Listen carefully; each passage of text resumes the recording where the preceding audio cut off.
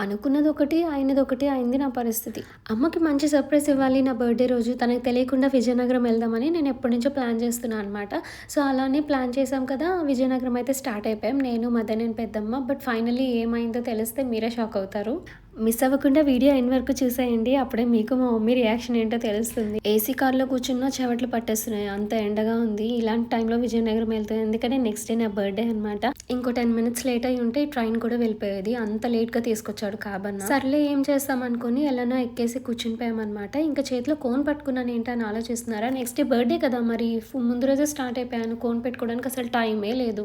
So, ట్రైన్‌లో ఎలానే ఖాళీ కదా! అందుకే కోన్ పెట్టించేసుకుందాం మదన్‌తో అని అవి 2 తెచ్చేసుకున్నా. సో, ఇప్పుడైతే మదన్‌కి టాస్క్ స్టార్ట్ అయిపోయిందనమాట. ఆల్రెడీ నేను లెఫ్ట్ హ్యాండ్‌కి పెట్టేసుకున్న డిజైన్ ఒక చేతికి నార్మల్‌గా, ఒక చేతికి బాగోదని చెప్పి నేను నార్మల్‌గా చందమామ చుక్కలు అవి పెట్టేసుకున్నాను. సో, సేమ్ అలానే మదన్‌కి కూడా పెట్టమన్నాను. చాలా స్ట్రగుల్ అయ్యారసలు.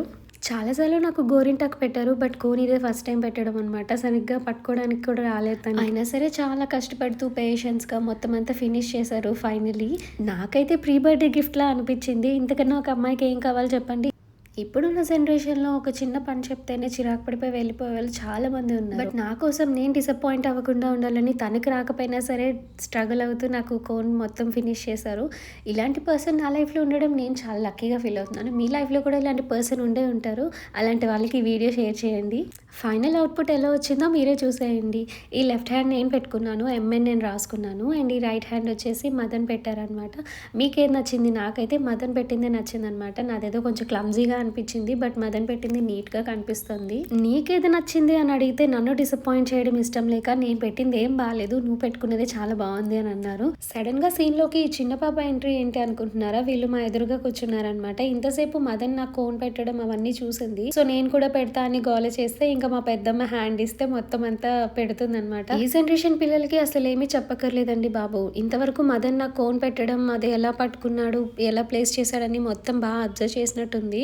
సో, సేమ్ అలానే పట్టుకొని మొత్తం మా పెద్దమ్మ హ్యాండ్ అంతా నింపేసింది అనమాట గీతలతో. కాసేపు అలానే టైం స్పెండ్ చేసి పాపతో ఇంకా నెక్స్ట్ డిన్నర్ చేసేస్తున్నాం అనమాట. ఇంకా నా చేతికి కోన్ ఉంది కదా, మదనే తినిపిస్తున్నారు నాకు. డిన్నర్ చేసేసాక ఇంకా అలా డోర్ దగ్గరికి వెళ్ళాం. ఆల్మోస్ట్ 2 hours అయిపోయింది కదా, కోన్ పెట్టుకొని తీసేద్దాం పడుకునే ముందని చెప్పి మొత్తం అంతా తీసేస్తున్నా.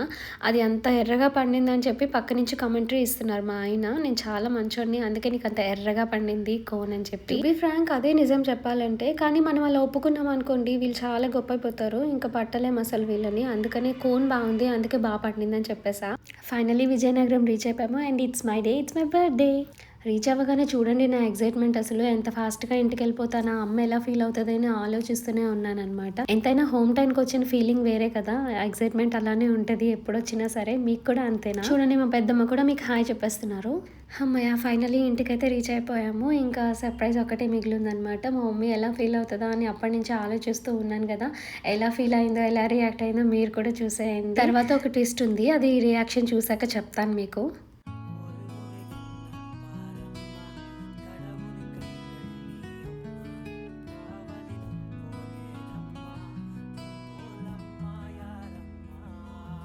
నేనైతే పిచ్చ హ్యాపీ ఫీల్ అయ్యాను అసలు. మమ్మీ రియాక్షన్ చూసి ఇంత మంచిగా రియాక్ట్ అవుతదా అని అనుకోలేదు. బట్ తర్వాత తెలిసిన ట్విస్ట్ ఏంటంటే, ఆల్రెడీ మేము బర్త్‌డేకి వస్తున్నాం, మా అమ్మకి సర్ప్రైజ్ ఇద్దామని ప్లాన్ చేసామన్న సంగతి మా మమ్మీకి ఆల్రెడీ మా అన్నయ్య లీక్ చేసేసాడంట. అంతా తెలిసినా కూడా అమ్మ ఎంత సర్ప్రైజింగ్‌గా ఫీల్ అయింది కదా, నేను హ్యాపీ అవ్వాలని చెప్పి. అమ్మ ప్రేమ అంటే అంతే కదా. వాళ్ళకి మనం చెప్పినా చెప్పకపోయినా, ఏ సర్ప్రైజ్ ప్లాన్ చేసినా చేయకపోయినా వాళ్ళు మనల్ని చూడగానే సర్ప్రైజ్‌గానే ఫీల్ అవుతారు. అంత హ్యాపీనెస్ ఉంటుంది వాళ్ళ ఫేస్‌లో. నేను ప్లాన్ చేసిన సర్ప్రైజ్ ఫెయిల్ అయినా సరే తను నాకు తిరిగి ఇచ్చిన సర్ప్రైజ్ చాలా బాగా నచ్చిందనమాట. మనం ఎంత పెద్దవాళ్ళం అయిపోయినా వాళ్ళకి మాత్రం ఎప్పుడు చిన్నపిల్లలమే. అందుకే మనల్ని ఎప్పుడు చూసినా వాళ్ళ ఫేస్‌లో సేమ్ హ్యాపీనెస్ కనిపిస్తది. సో, వీడియో స్టార్టింగ్‌లో అనుకున్నది ఒకటి, అయినది ఒకటి అని ఎందుకన్నానో ఇప్పుడు మీకు అర్థమైపోయి ఉంటుంది. సరే గానీ నాకొక విషయం చెప్పేయండి. మీరు ఇలానే ప్లాన్ చేసి వేరే వాళ్ళకి సర్ప్రైజ్ చేద్దాం అనుకోని మీరే తిరిగి సర్ప్రైజ్ అయిన సిచ్యువేషన్స్ ఏమైనా ఉంటే కామెంట్ సెక్షన్‌లో చెప్పేయండి. నేను కూడా వినేస్తా. మళ్ళీ ఇంకొక వీడియోతో కలుద్దాం. లైక్, షేర్ అండ్ సబ్స్క్రైబ్ చేసుకోండి.